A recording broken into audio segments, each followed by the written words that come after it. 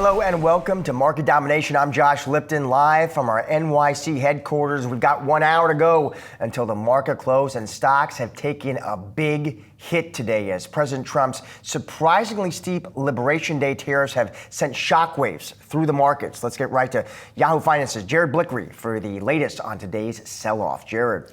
Thank you, Josh. We are looking in the major indices the worst day since either 2022 or 2020. And if you're doing the math in your head, that correlates to the 2022 bear market or the pandemic. So things are not looking good here, but we're not in panic mode. We're not seeing panic selling, at least not today. S&P 500 down 4.18%. I'll show you a year-to-date chart real quickly so you can see we are definitely at the lows of the year, and we have passed correction territory. And if we look at the Russell 2000, we are now entering bear market territory. That will trigger on the close today. So you can see the Russell down 13.79% year to date. Also want to highlight that the transports, the Dow Jones Transportation Average is going to be down over 20%. That will fall into a bear market as well. But the Dow hasn't even been in correction. It might trigger today, but the Dow is a lot better off than a lot of these other indices.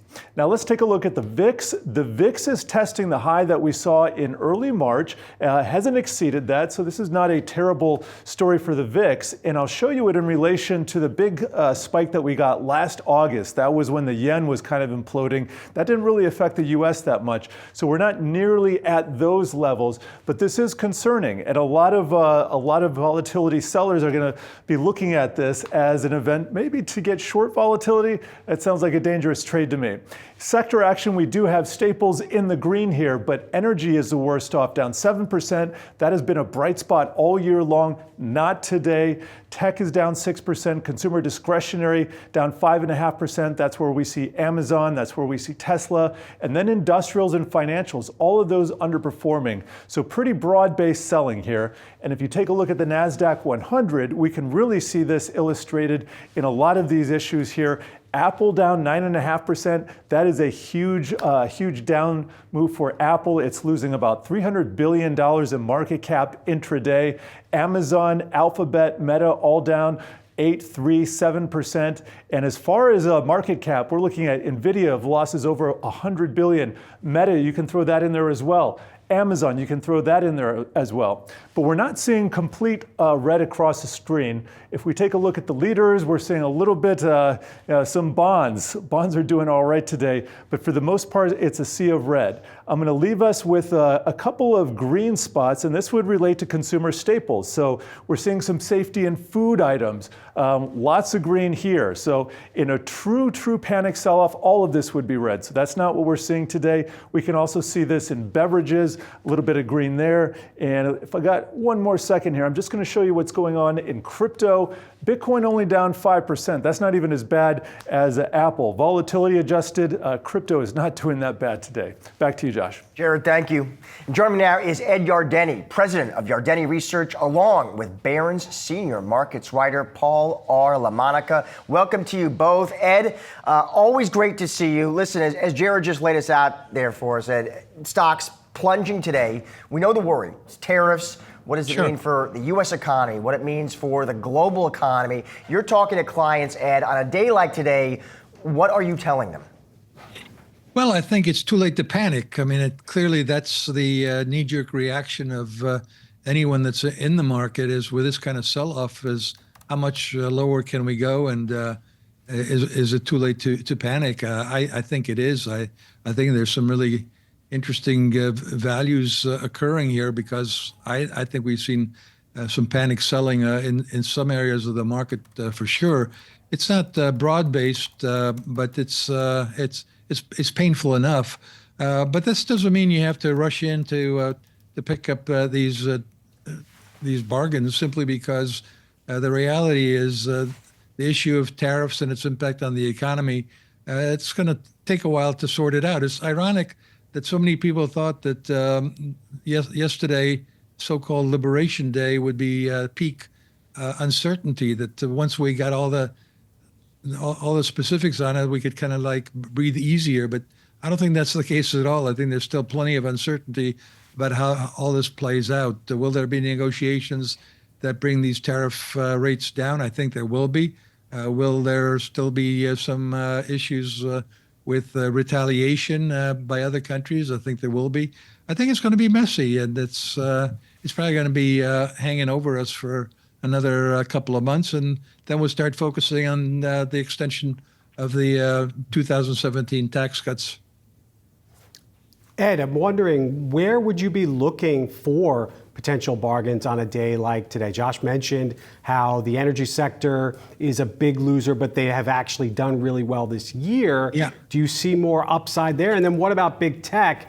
They have gotten crushed for all of this year. At what point do they finally bottom? Yeah, well, when the current bull market started back in October 2022, it took us a couple of weeks to recognize it. In early November, we were recommending overweighting the technology and communication services. We were recommending overweighting financials and industrials. And from a fundamental perspective, they still look pretty good to us. Barring a really terrible recession, we think a lot of these areas are going to continue to grow. There is a lot of onshoring going on, and that's good for industrials. The financials are in very good shape. They're not really exposed to any sort of major financial calamity here, and they have lots of capital. And then the technology companies actually have earnings. This is not the tech wreck. So I think there is sort of a knee-jerk fear that this is going to turn out to be like what happened in 1999, 2000, and the kind of a big bubble bursting, but I don't see it that way. Ed, let me get your take on what we're seeing in the 10-year. I'm looking here, Ed, we're back to 405. Is the message that's sending investors, Ed, is it that, okay, recession fears right now outweigh inflation fears? And two, I'm curious, where do you see the 10-year headed from here? Yeah, I think you're right. I think clearly the straightforward interpretation is the bond yield has come down on the tariffs, and we all know that the tariffs could have an inflationary potential, and that in turn could create stagflation because consumers consumers who voted for Trump, many of them expected that the first thing it would do would bring prices down. Instead, we're going to see prices up. So that could depress consumer spending in the second half of the year. And you're right, the bond market seems to be focusing more on the weakening economy rather than on the inflationary potential. I think there's still a belief that the Fed's going to come in and save the day, but I don't see that happening at all. I think the Fed is in no rush to bail out this misguided trade policy coming out of the administration. I think they're going to say, look, we can't move right here. We can't lower rates because we're going to have a bout of inflation. We think it's going to be transitory, but we can't be certain about that. And so I think the Fed is going to hold off giving us any sort of relief. Yeah, I was going to ask you about that as well, Ed, with regards to the Federal Reserve. When do they feel compelled, do you think, to start lowering rates again? How high would the unemployment rate have to go? And is there the risk that they wait too long to cut at a time where we know they're in an easing cycle? So it's not as if there's the symbolism of it's the first rate cut. They've cut rates already a couple of times. It's just a pause right now. Yeah, it's a pause. And last we heard from them, they were still kind of in a dovish pause because they were saying that they're in no hurry to lower rates. They didn't say we're in no hurry to do anything.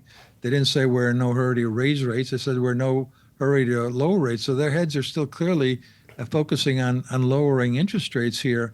But the reason they're in no rush is because the economy up until now has actually looked pretty good, and inflation was still above their 2% target. Now what we can expect is that inflation will look worse and the economy will look worse. So scratch your head, and what do you do with that dual mandate? And I think for the sake of their credibility, they can't let inflation get out of hand the way they did in 2021, 22, 23.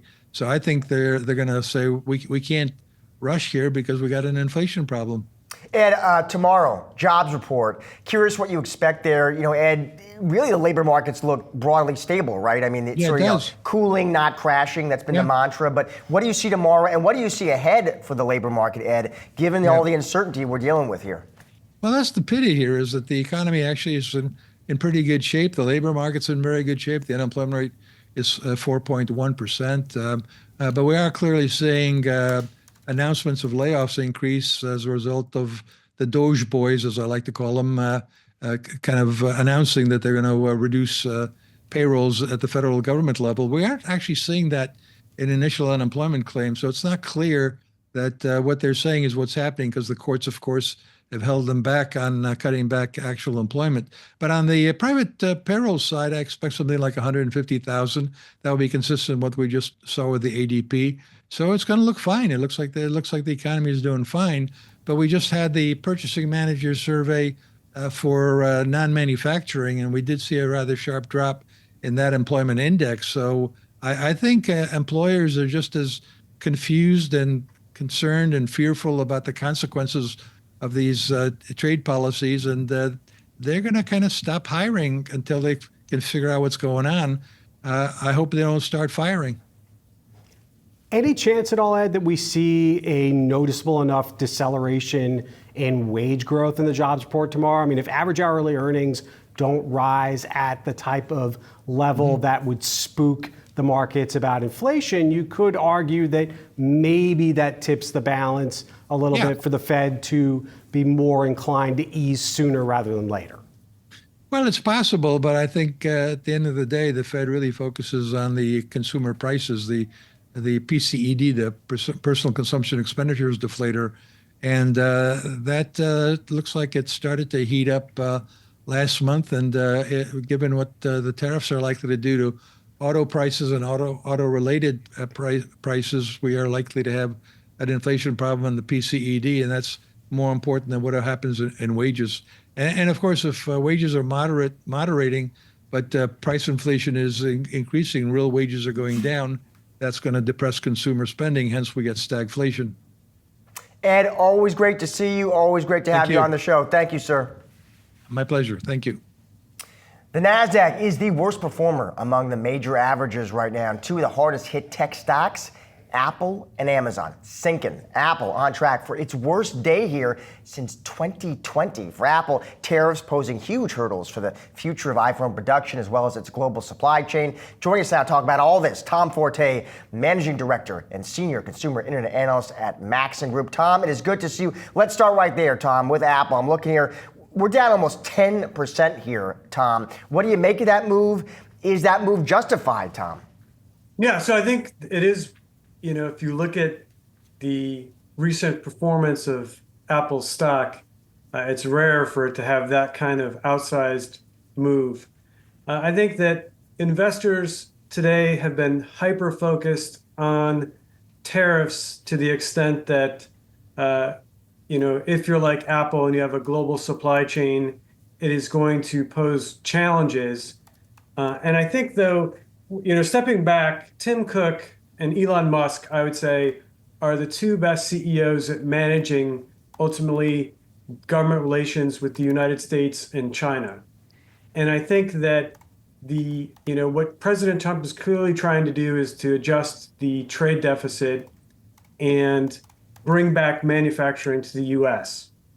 So I think the good news for Apple, I guess, and I would say the argument for 10% down being too much, is that it does have pricing power. So it may not be able to completely mitigate the impact of tariffs, but it can raise prices. And then historically, it focuses on the higher margin consumer electronics and generates a ton of free cash flow. And the good news is at some point, you would imagine that the Trump tax cuts could become permanent, and then Apple would just buy back more stock. So long-winded way of saying I think down 10 is too much of a negative reaction today. Tom, wondering, do you think that valuations for Apple, Amazon, the rest of the Magnificent Seven, have they come down enough that there's been a reset and that they're now fairly valued as opposed to being overvalued? Thoughts on that? So we'll look at it through the lens of Apple. I have a $215 target and a hold rating, and the hold rating stemmed from valuation, as your question suggests. Apple is trading at north of 30 times PE, and it looks to be growing earnings at, call it, mid-single digit or maybe high single-digit rates. So to the extent it's trading below 215, that would suggest to me that, yes, valuation's been reset. I do think, though, the tariff story for Amazon is quite different. So if you were to compare and contrast Amazon and Apple, Apple has been able to successfully sell to Chinese consumers and Amazon hasn't.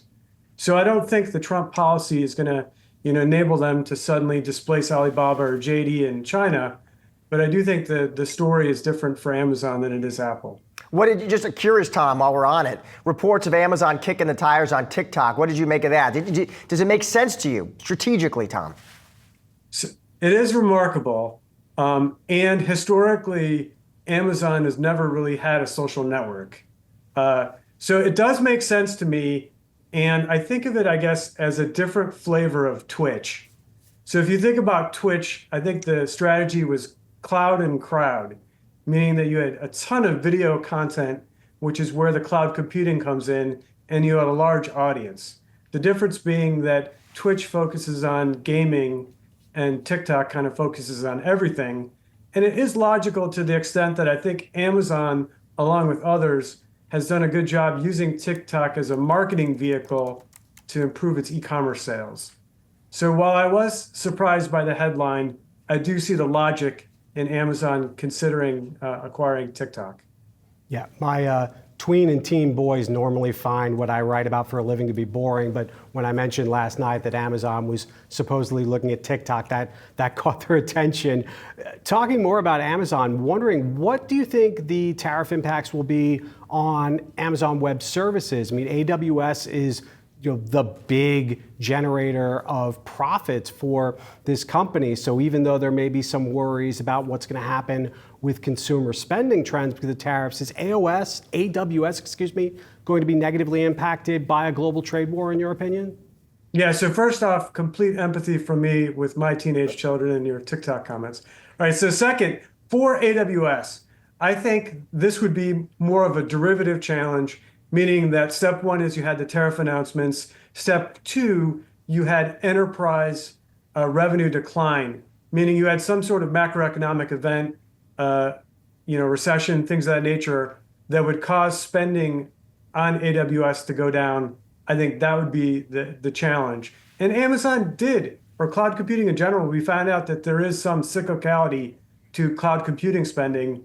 So yes, I would agree that if what we're seeing is ultimately leading to a recession, and it's not clear to me that it is, but that would put pressure on enterprise spending and pressure on AWS revenue. Tom, going back to Apple for a second, you mentioned Tim Cook, and talented executive, talented diplomat as well, Tom. And I'm just curious, to the extent you think it's possible he could secure a carve-out, an exemption, Tom, like he did during Trump 1.0. Absolutely. And I think the market reaction is that there's no opportunity for that, which I think is, again, an overreaction. So they've already committed to, spending $500 billion. I think that commitment feels, I don't want to say disingenuous, but it feels like it's more of a verbal commitment. I mean, I'd like to see the $500 billion spent, but absolutely, Tim Cook, again, Elon Musk. I say that they're the two best U.S.-based multinational at managing U.S. and China relations. And again, if you think of yesterday's announcement as a starting point and not the end game when it comes to relations between the U.S. and China, absolutely Tim Cook is capable of doing something that could make this less negatively impactful to Apple.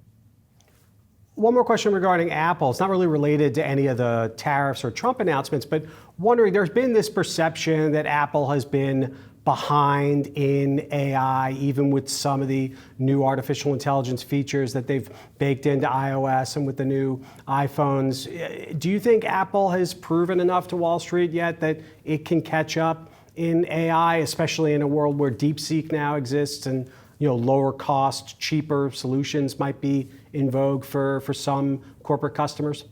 Yep. So while I am skeptical of AI inspiring consumers to upgrade, I think that a lot of times as tech investors, we look at AI and we look at what AI means for NVIDIA or what AI means for the cloud computing companies.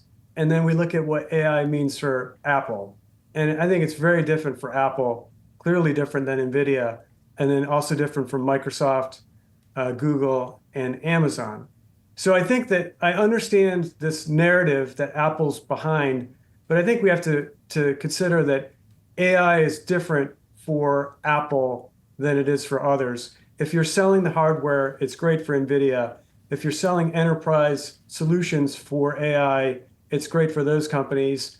Remains to be seen if consumers are upgrading because of AI.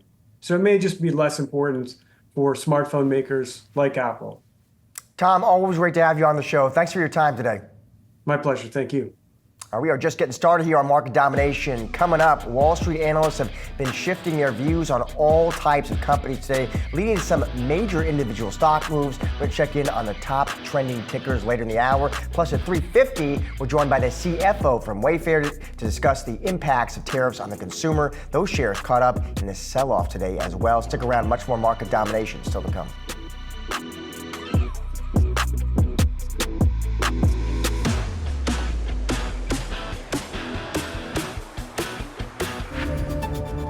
We're going to do a quick check of the markets as we're just coming off the lows of the day here. Lots of red all over the place. Stocks taking a beating. The Dow is down nearly 1,600 points right now. I'm looking at the broad gauge, the S&P 500, that's down 4.5%. Your tech-heavy NASDAQ, that's down 5.7%.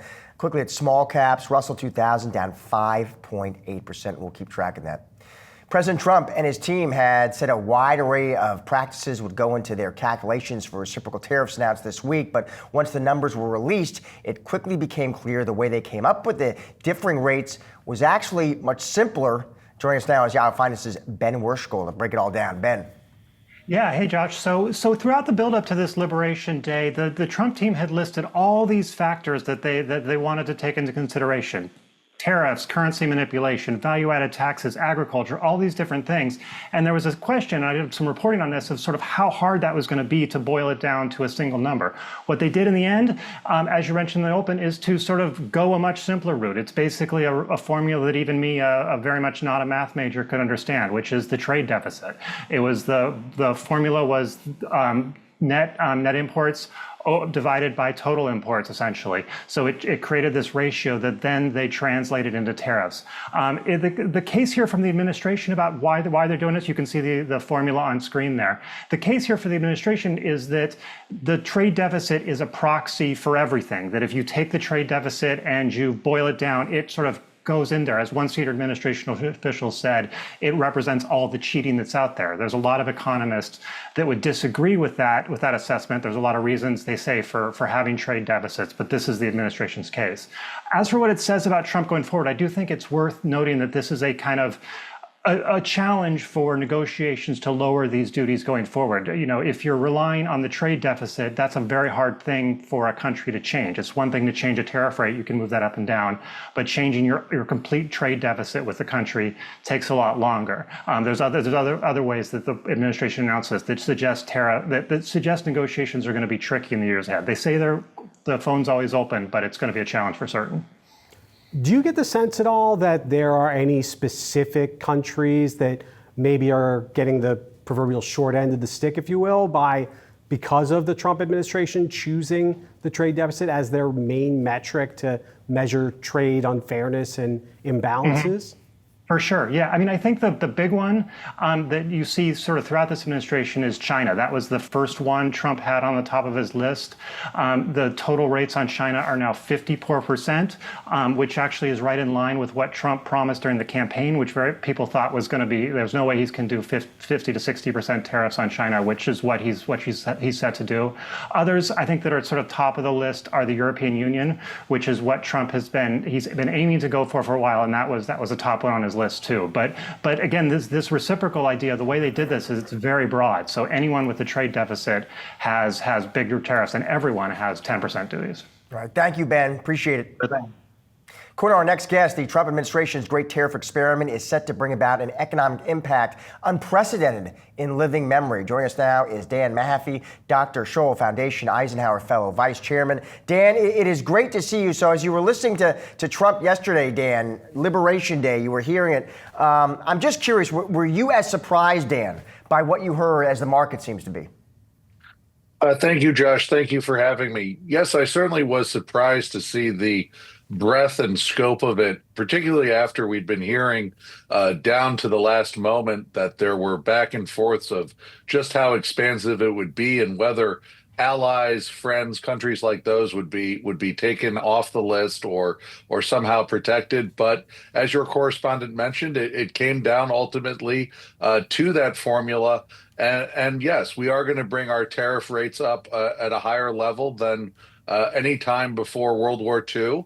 And while the administration, I think, wants to do this in a way that will bring back manufacturing and jobs, these are laudable goals. The question is, how long will voters endure the pain without the promise they talk about of the benefits as well as their tax cut agenda? How worried are you that this is going to bring about a recession sooner than maybe would have otherwise happened, given just the magnitude of these tariffs and the potential ripple effects on global trade? No, I think you do have to consider that, the numbers rising, the predictions, certainly going up, as well as concerningly, more and more scenarios that result in a stagflation type scenario. So you have those to certainly be concerned of. And then also just the changes we've seen in sentiment, even leading up to the announcement, before we even knew the details, the uncertainty that consumers and businesses are facing. That's been a headwind that I think will only grow as well now that we actually see this, and can only hope that perhaps there's negotiations to get this down, rather than a tit for tat retaliation with other countries. Dan, I'm curious how much you think Trump really wants to engage in negotiations with these trading partners. I mean, they say he's interested in negotiations. They say he's interested in a deal. On the other hand, Dan, we know, he likes tariffs. He likes the revenue. So how are you thinking about that? Well, I think that's where you have to reconcile these base lower 10, 12% rates that some of these countries are at, or could get down to. And I do think the president, in his heart of hearts, is a deal maker. He wants to negotiate the deal. But it does also appear that there are advisors who are far more tariff focused, far more energetic on tariffs, who seem to have his ear right now. So I think the goal, and maybe in his heart of hearts, is to get that deal. The advice he's been getting, though, has been more hawkish. Do you think the tariffs are going to have the desired effect of forcing companies to produce more in the United States, and then also have consumers who may not necessarily always think buy American, that now they have to do that because it's going to be more cost effective than buying something that's been imported that now has a huge price increase on it because of tariffs? Sure, and the president will love this. He thinks anecdotally. There's conversations near households I know myself of what future cars to buy, and do you look at, say, a Cadillac or an American mark compared to some of the foreign brands? So there will be considerations made by consumers, but they will feel ultimately the impact in the pocketbook, because there's very little now in the American economy that isn't insulated from foreign inputs, even if it is fully a buy American product. So there's that. And again, we do want to see some of these things built back here. I get it. There's a strong national security argument even, but policymakers of both stripes. We saw this in the Biden administration too with green technology. The real world is not Sim City. You can't just change the policies and plop down factories and magically they come up. These are decades of supply chains that have been put in place, and now they're being reshaped by whim in a matter of weeks. Dan, your bottom line, you look at these trading partners. What do you think comes next? Do you expect negotiations or retaliations? I expect negotiation alongside some symbolic retaliation. They will go for things like bourbon, the other cars, retaliatory things. And hopefully we can avoid a tit for tat trade war, because the history books tell us that's what brought about the Great Depression.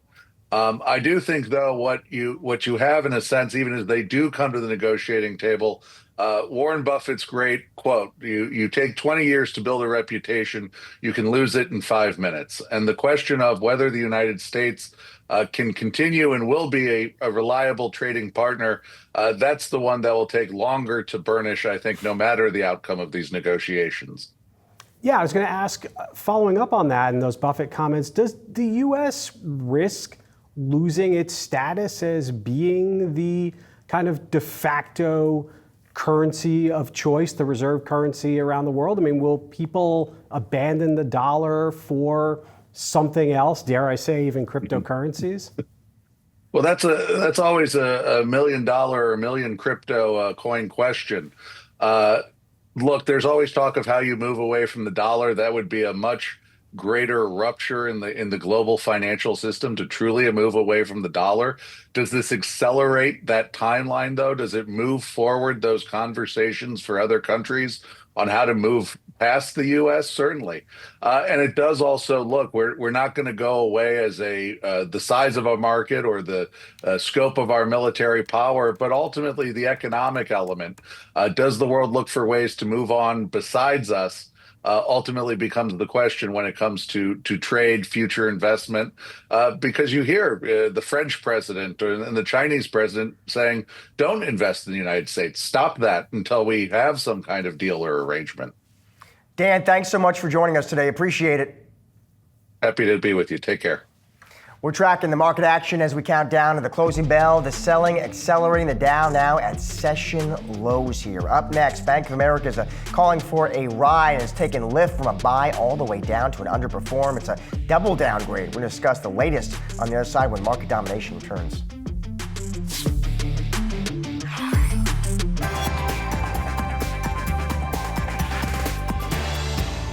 Let's get to today's trending tickers. We're going to start here with Lyft because those shares sinking today after Bank of America double downgraded this one. So the unusual double downgrade on Lyft, Paul, talking autonomous driving, says a substantial AV risk, especially Waymo's rapid expansion in SF and LA, lack of scalable AV partnerships they call out. In launching near term for Lyft, says losing confidence in near-term upside as recent pricing headwinds seem likely to continue to impact margins. Yeah, it's hard to imagine how Lyft can lift its way out of these major concerns that Wall Street has about the company. I mean, it's been known for some time that Lyft doesn't have the diversification that Uber does. Or that pure play. Uber, of course, having Uber Eats, helping it there. Waymo, of course, is a huge competitive force now. But also Tesla. I mean, we forget that Tesla is making big inroads, obviously, in autonomous driving, which could also hurt Lyft.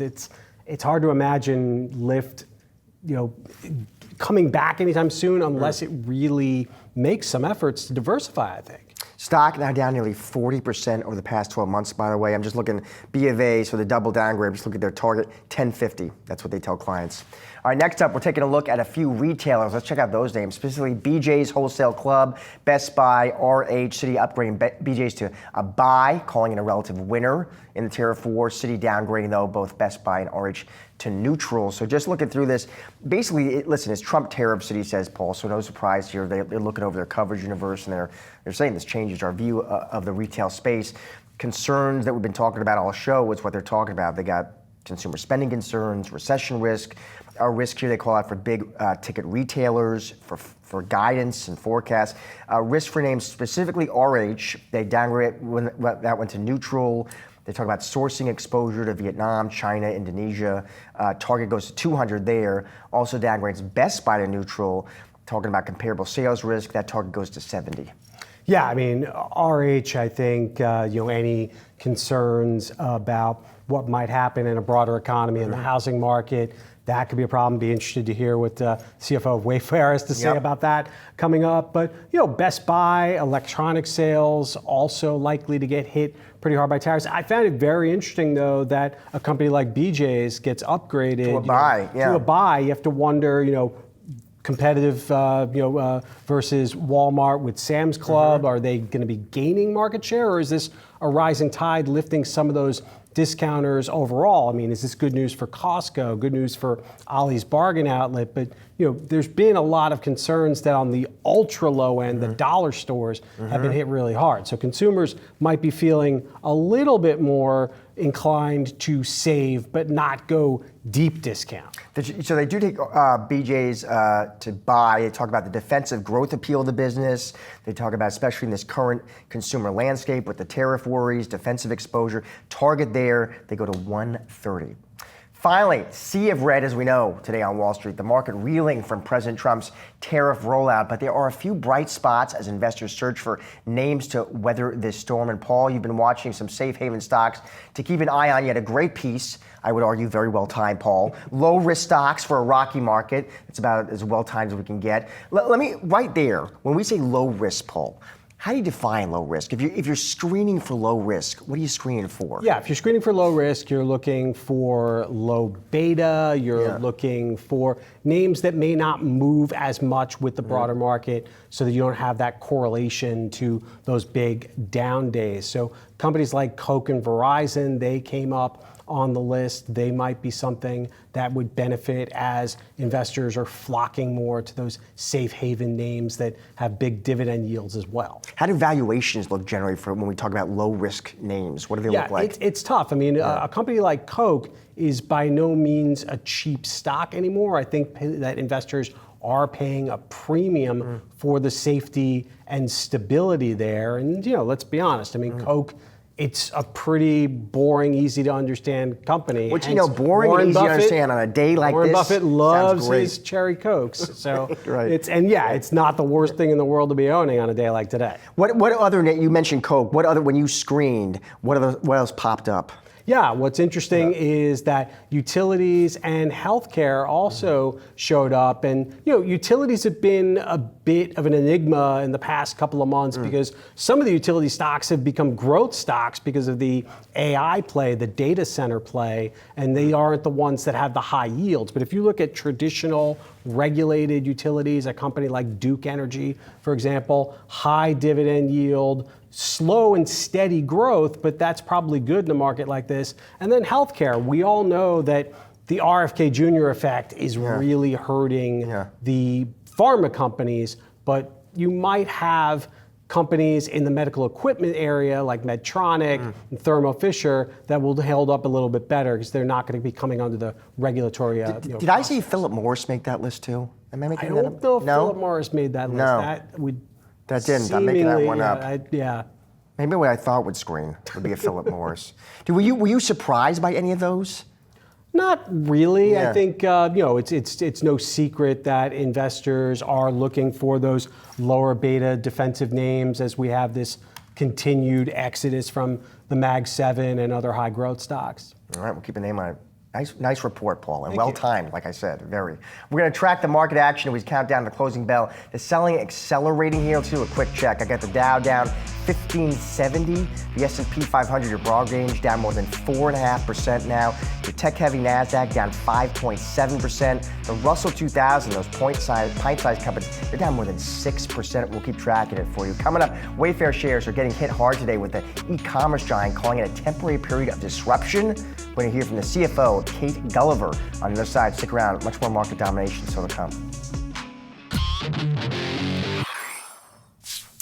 Footwear stocks getting crushed as the market sell-off continues here, and reciprocal tariffs reverberating throughout the industry. For more, we're going to welcome in now Yahoo Finance's senior reporter, Brooke DePalma. Brooke. Yeah, good afternoon to you both. Certainly, this came as a bit of a surprise to Wall Street, especially as all these sneaker giants really turned away from China and towards other countries to produce and manufacture their goods. Once again, China is facing a 34% reciprocal tariff on top of that already 20%. And then in addition to that, we see Vietnam, a top top global sourcing region, facing a 46% tariff now. And take a look at the exposure that sneaker giants have to China and Vietnam. Crocs has exposure to Vietnam 44%, Deckers 64%, Nike 44%, Skechers 40%, and On Running a whopping 88%. Now that's largely because On Running business model from the get-go was to produce and manufacture within Indonesia. Now many on the street are worried that this will impact margins. Nike did give us a bit of a hint here.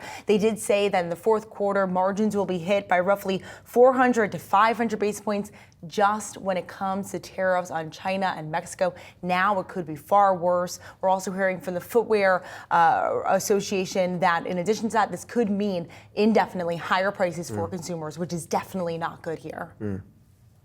Brooke, I know you're also watching the fast food and fast casual sector closely with all of the tariffs. What's going on there? Yeah, well, what we're seeing right now is investors flock to companies like McDonald's, like Wingstop, like Restaurant Brands International, as well as Yum Brands. And what they're really banking on here is the idea that everybody's going to get hurt here, that sales are going to get impacted, but earnings are going to get hit less for these franchisee models. In addition to that, Bernstein analyst Danilo Gargiulo is telling me that they're also pricing in this idea that a recession is going to happen. And in that regard, maybe we'll see more consumers turn to these low-cost models. But if you take a look on the flip side, we're also seeing a sell-off for companies like Chipotle, like Cava, like Sweetgreen, and that's largely because they're company-owned operators here that investors think that they're going to get hit. But two analysts that I spoke to said, Chipotle, we still like that. We still like Wingstop. They're really thinking long-term here about the implications of them going more international, as well as chicken being really big right now, and that could be good news for Wingstop. All right. Thank you, Brooke. Appreciate it. President Trump's surprisingly steep Liberation Day tariffs sending shockwaves through markets worldwide, including some key retailers. Wayfair, one of those, getting hit today. Joining me now for an outlook on what these tariffs could do to consumers. Let's welcome in now Kate Gulliver, Wayfair CFO. Kate, it is great to see you. So, listen, retailers, consumer-focused names in general today, Kate, getting hit very hard. Investors trying to think through these new tariffs. I think big questions for them about what it's going to mean for these companies' profitability, top of mind. What does it all mean for Wayfair, Kate? Great question, and thank you for having me. At our core, we're a marketplace. And what that means is that we don't have products that are designed to spec for us in a specific region or commitments with certain factories and manufacturing. We source from 20,000 different suppliers across the globe, including many who are domestic. And it allows us to create competition in our marketplace, offering the best for the consumer. So we actually think this is a period where our model provides us some natural advantages during this disruption. I was wondering, when you look at the market right now and how long-term bond yields have taken a hit, that's potentially good news for the housing market because you might see mortgage rates, which have been high for some time, start to edge lower as well. The flip side, obviously, with consumers worried about all these tariffs, do you think that there's a housing rebound in the cards that could potentially help Wayfair and other furnishing companies like yours? What I would say is that the category itself has been compressed now for multiple years, driven in part by, the compression in the housing category. And so if we look at the home furnishings industry as a whole, it really boomed in 2020 and 2021. And then we saw a pretty dramatic pullback 22 to current, right? So the category's been under pressure for quite some time. Our view is actually that category sales are actually at 2019 level or below. So on a units basis, obviously more compressed. So certainly if you see some pickup in the housing sector, that should ultimately flow through and pick up in, home furnishings and similar. Kate, I'm curious, how much of your merchandise right now is sourced from China specifically? Yeah, we source actually from a wide range of countries, and we, don't disclose specific country by country because it moves around quite a bit. And that again goes to the marketplace model, because what happens is as a product becomes more competitive and that price, to the customer is better, that moves up in our sort order. And so you can see, in real time, actually different suppliers and therefore different geographies take share and the supply moves around. To kind of follow up on that, do you expect that Wayfair will try and source more from domestic manufacturers and maybe, near-shoring, if you will, from Canada and Mexico, even though there are tariffs there as well? Oh, well, first, we work with domestic suppliers today. Actually, they've been, growing a bit as a percentage of our supply base over the past, 6 months. But we've always worked with domestic suppliers. We've been operating for over 20 years, and domestic suppliers have been, part of our value proposition to the customer since our start. What we're really focused on is where do we get the best combination of price and value and quality for our consumer. And we want to make sure that wherever that product comes from, we're showing her that best value. And so, depending on the category, depending on the product, that could mean different geographies. And our ability to sort of nimbly navigate through those geographies, I think, serves us well right now. Do you feel, Kate, like you have, flexibility, room to raise prices, Kate, if necessary? Is the Wayfair customer in a position to handle that? Yeah, so the way that our pricing model works is because, again, we're a marketplace, the supplier of the product can adjust wholesales, and we have a take rate on top of that. And so as wholesales move up and down, you can see sort of prices move up and down.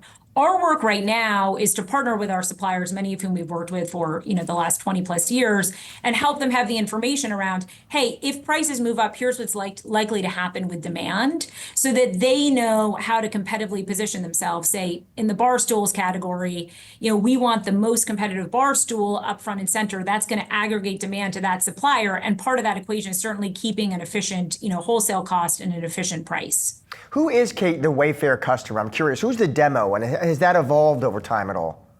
Yeah, it's a great question. So across the core Wayfair brand, our product is fairly mass market. We, sell obviously across the U.S. to sort of the middle income consumer. And that's been pretty consistent since our founding. We do have some higher end brands that are somewhat newer. So Paragold, for example, is our high end brand that serves, a somewhat higher income household. Do you, Kate, foresee making any meaningful changes to the supply chain now rather than just reacting? Yeah, again, the reason, I sort of keep saying, let's go back to the marketplace model is because what we've developed is a model that allows us to nimbly shift where we source from, in real time, right? So we already work with a wide range of geographies. That's why we have 20,000 suppliers. And so what you'll, likely see happen over time is different geographies may pick up share or lose share depending on what happens with the tariffs. And frankly, going back to the individual supplier, what they do vis-a-vis price. And, U.S., suppliers could pick up share, I don't know. That's going to evolve in real time. And our focus is on how do we keep positioning the best product to the consumer across that breadth of the marketplace. Is some of your decision-making, Kate, is it based on waiting to see how our trading partners react to these new tariffs, whether there's negotiation or retaliation? I mean, certainly there's a lot of, the market is quite dynamic right now, right? And a lot of things are evolving in real time. And so I think it's very important that we, continue to nimbly sort of execute through this.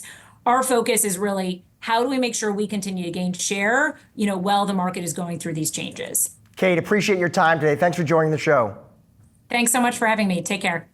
Do a final check of the markets here as we are closing down to the closing bell, and it's ugly. The stocks are getting really pummeled. Dow is down 1640 right now, nearly 4%. The S&P 500 down 4.8%. Your tech-heavy NASDAQ down nearly 6% here, and the small caps 6.4%. Well, we'll wrap up today's Market Domination. Don't go anywhere. We've got you covered with all the action following.